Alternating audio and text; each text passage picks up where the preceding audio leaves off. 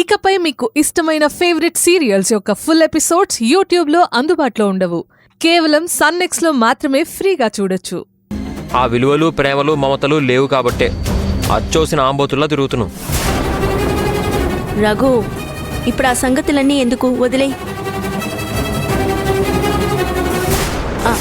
అమ్మమ్మ, మీరేం దిగులు పడకండి.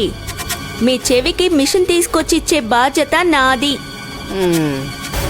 ఏమ్మా, ఇక్కడ ఏమన్నా డబ్బులు చెట్లు కాస్తున్నాయా?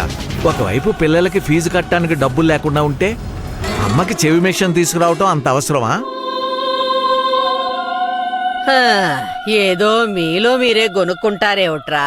కాస్త పెద్దగా మాట్లాడండిరా, నాకు వినపట్టం లేదు. అమ్మమ్మ, మావయ్య ఏమంటున్నారంటే, మీకు మిషన్ లేకపోతే మాటలు బొత్తిగా వినపడవు, సాయంత్రం వచ్చేటప్పుడు తీసుకురా అమ్మా అంటున్నారు. ఆడి మొహంలే, తల్లిని కాబట్టి తొందరగా తీసుకురమ్మంటున్నాడు.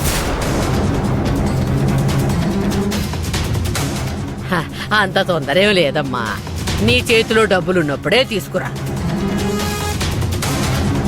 చెప్పాల్సింది చెప్పేసి ఇప్పుడు పర్వాలేదు, నెమ్మదిగా తీసుకురా అంటే ఊరుకుంటుందా నీ మనవరాలు? ఏమండి, మీరు అత్తయ్య గారిని ఆడిపోసుకుంటారే?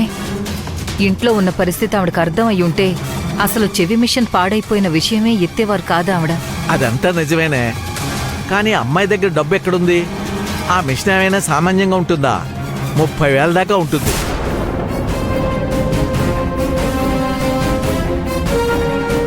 డబ్బు గురించి మీరేం కంగారు పడకండి మావయ్య. ఈ చెవి మిషన్ కోసం నేను ప్రత్యేకంగా అప్పు చేయడం లేదు. పిల్లల ఫీజు కోసం ఎలాగో అప్పు చేయాలి, అప్పులో అప్పు అంతే.